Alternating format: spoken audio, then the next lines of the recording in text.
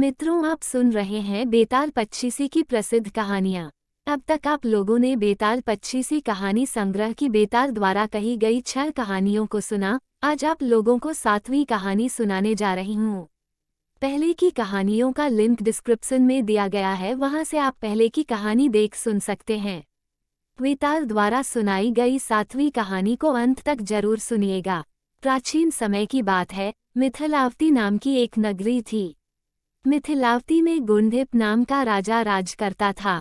उसकी सेवा करने के लिए किसी दूसरे देश से एक राजकुमार ये सोचकर आया कि उसके यहाँ नौकरी करेगा। वह बराबर कोशिश करता रहा, लेकिन राजा से उनकी भेंट न हुई। जो कुछ वह अपने साथ लाया था, वह सब धीरे धीरे खत्म हो गया। एक दिन राजा शिकार खेलने चला। राजकुमार भी उसका अनुसरण कर उस राजा के साथ हो लिया। चलते चलते राजा एक वन में पहुंचा। वहां उसके नौकर चाकर बिछुड़ गए। राजा के साथ अकेला वह राजकुमार रह गया।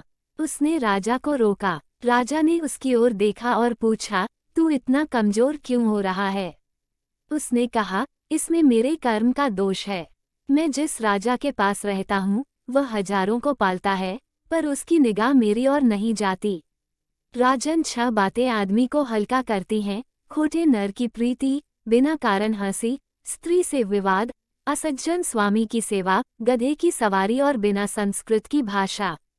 और हे राजा, ये 5 चीजें आदमी के पैदा होते ही विधाता उसके भाग्य में लिख देता है: आयु, कर्म, धन, विद्या और यश। राजन, जब तक आदमी का पुण्य उदय रहता है, तब तक उसके बहुत से दास रहते हैं। जब पुण्य घट जाता है तो भाई भी बैरी हो जाते हैं। पर एक बात है, स्वामी की सेवा अकार्थ नहीं जाती, कभी न कभी फल मिल ही जाता है। ये सुन राजा के मन पर उसका बड़ा असर हुआ। कुछ समय घूमने घामने के बाद वे नगर में लौट आए। राजा ने उसे अपने यहाँ नौकरी में रख लिया। उसे बढ़िया बढ़िया कपड़े और गहने दिए। एक दिन राजकुमार किसी काम से कहीं गया। रास्ते में उसे देवी का मंदिर मिला। उसने अंदर जाकर देवी की पूजा की। जब वह बाहर निकला तो देखता क्या है, उसके पीछे एक सुंदर स्त्री चली आ रही है। राजकुमार उसे देखते ही उसकी ओर आकर्षित हो गया। स्त्री ने कहा, पहले तुम कुंड में स्नान कराओ, फिर जो कहोगे सो करूंगी। इतना सुनकर राजकुमार कपड़े उतारकर जैसे ही कुंड में घुसा और गोता लगाया कि अपने नगर में पहुंच गया।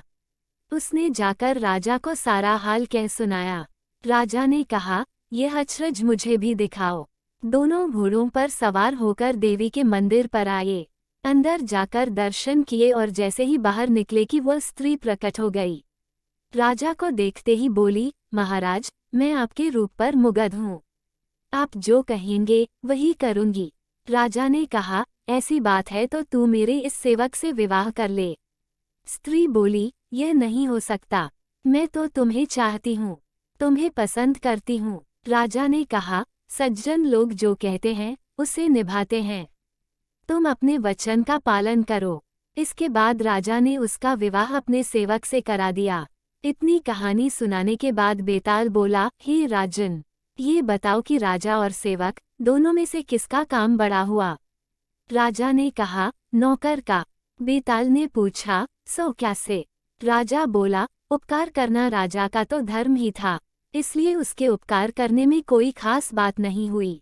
लेकिन जिसका धर्म नहीं था, उसने उपकार किया तो उसका काम बढ़कर हुआ। विक्रम की बातें सुनकर बेताल फिर से पेड़ पर जा लटका और राजा जब उसे पुनः वापस लेकर चलने लगे तो उसने एक और नई कहानी सुनानी प्रारंभ कर दी। मित्रों, अब 8वीं कहानी अगले भाग में, अगली कहानी में फिर मिलेंगे। अगर कहानी पसंद आए तो चैनल को सब्सक्राइब जरूर कर दीजिएगा। तब तक के लिए शुभ विदा।